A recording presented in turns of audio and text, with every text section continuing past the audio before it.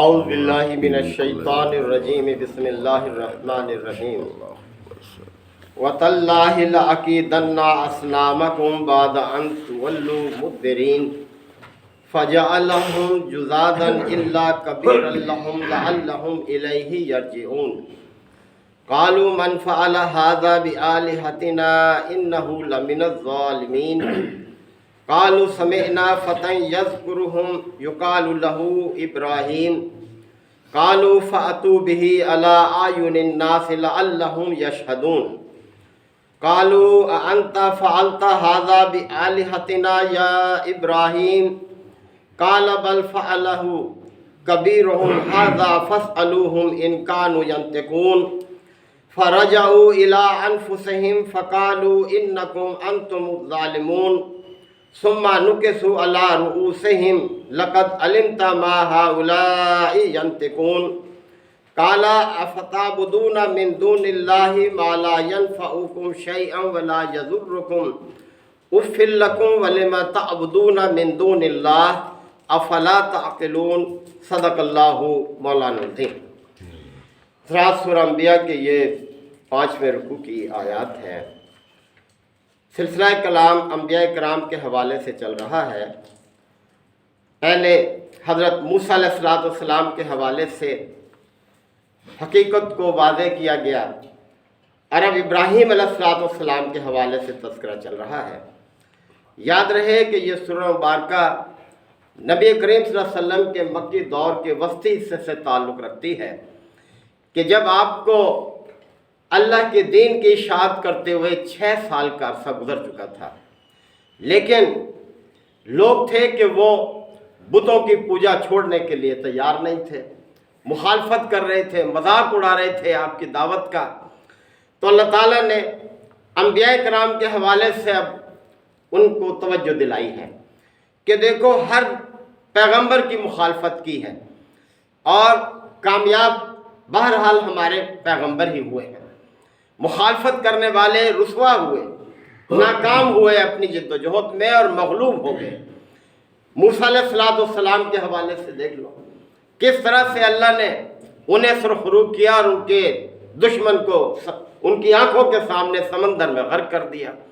ابراہیم علیہ السلام کے ساتھ لوگوں نے یہی معاملہ کیا، تو دیکھو کہ ان کے ساتھ اللہ تعالیٰ نے پھر کیا ان کی تائید اور نصرت کی، انہیں سرخرو کیا اور دشمن کے منصوبوں کو ناکام کیا۔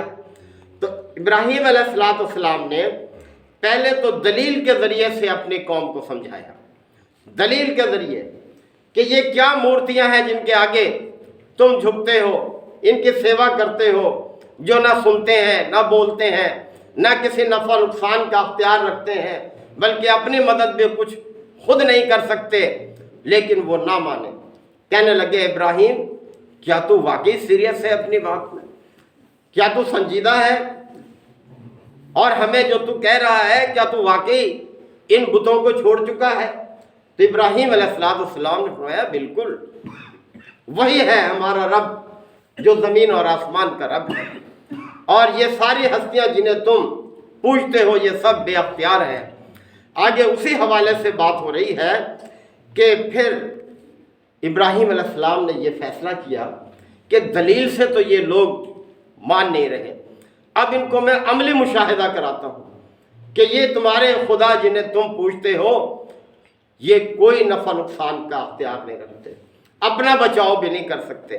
تو انہوں نے پھر فرمایا وَتَاللَّهِ، خدا کی قسم، اللہ کی قسم، لَأَكِيدَنَّ أَصْنَامَكُمْ بَعْدَ أَن تُوَلُّوا مُدْبِرِينَ، کہ میں تمہاری غیر موجودگی میں تمہارے ان خداؤں کی خبر لوں گا، میں تمہیں سمجھاؤں گا، پھر مشاہدہ کراؤں گا جو میرا موقف ہے، جس بات پر میرا ایمان ہے، اور تمہاری غیر موجودگی میں تمہارے ان خداؤں کی خبر لوں گا۔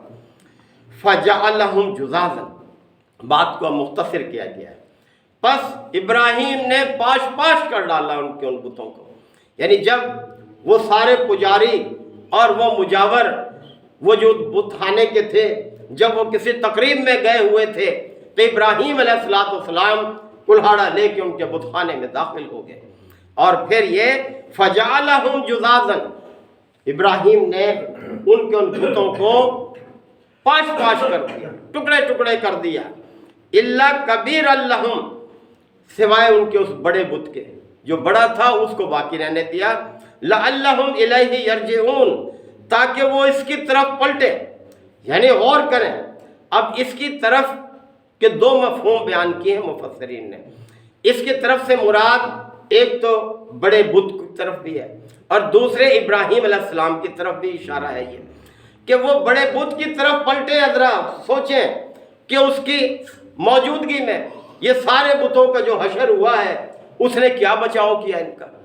اس نے کچھ بھی مدد نہیں کی اپنے ساتھیوں کی، اور ابراہیم کی طرف پلٹے کہ ابراہیم کا موقف یہ صحیح ہے کہ یہ کسی نفع نقصان کا اختیار نہیں رکھتے، اپنا بچاؤ نہیں کر سکتے، تو کسی کی کیا مدد کریں گے؟ تو اس لیے اللہ تعالیٰ نے فرمایا لعلہم یرجعون، شاید کہ وہ پلٹیں اس کی طرف۔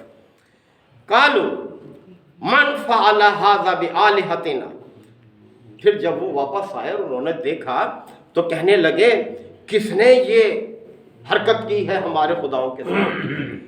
انہ لمن الظالمین، جس نے بھی کی ہے وہ بڑا ظالم، بڑی زیادتی کی اس نے، تو یہ ہمارے خداؤں کو اس نے یہ کس طرح سے پاش پاش کر ڈالا، بڑا ہی ظالم ہے وہ تو۔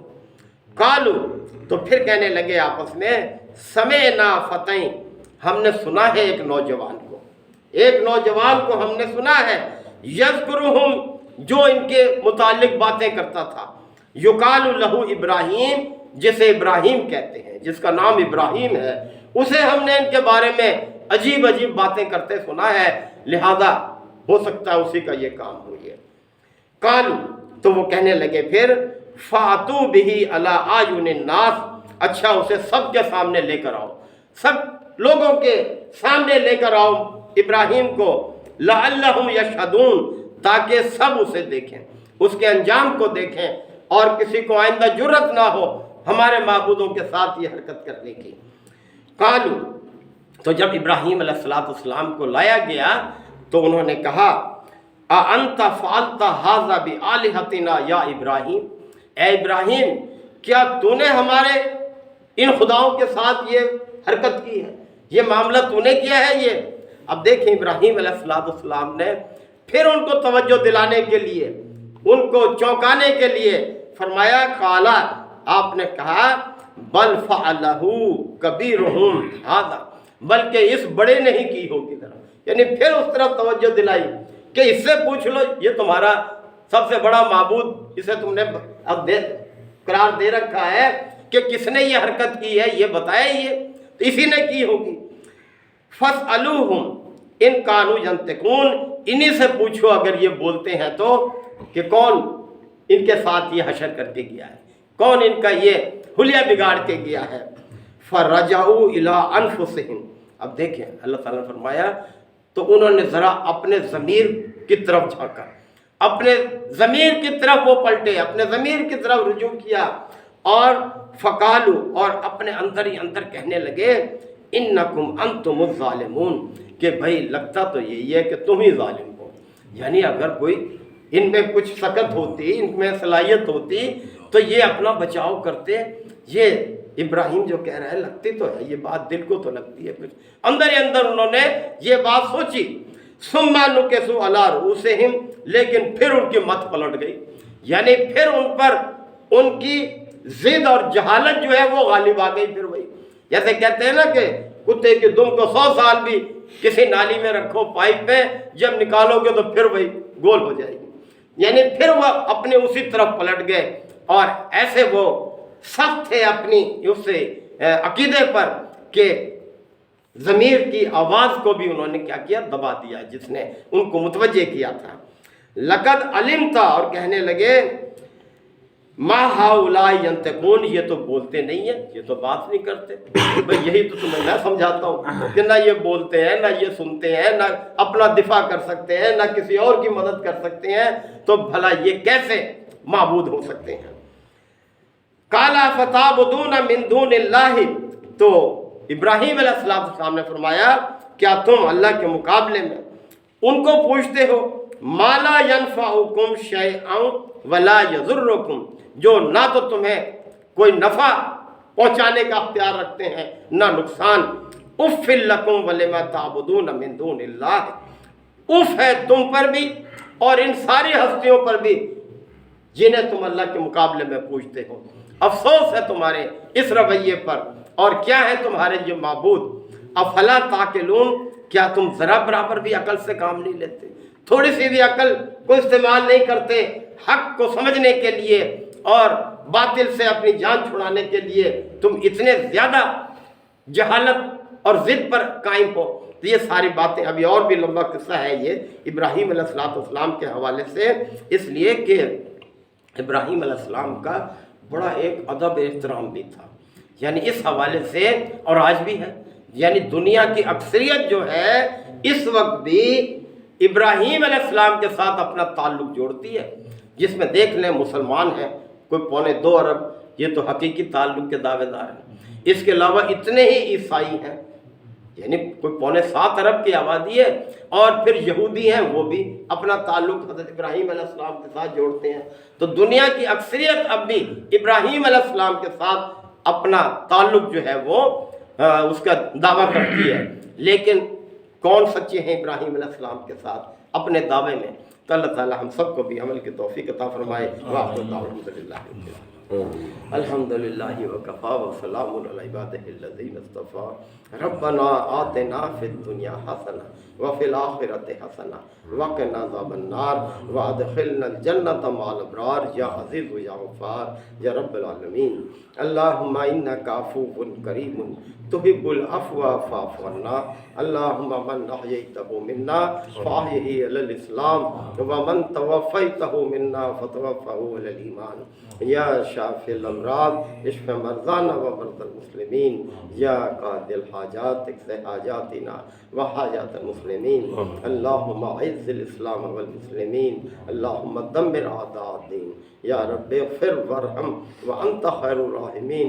सल्लल्लाहु तआला अला खैरि ख़ल्क़िही मुहम्मद व आलिहि व सहबिही अजमईन।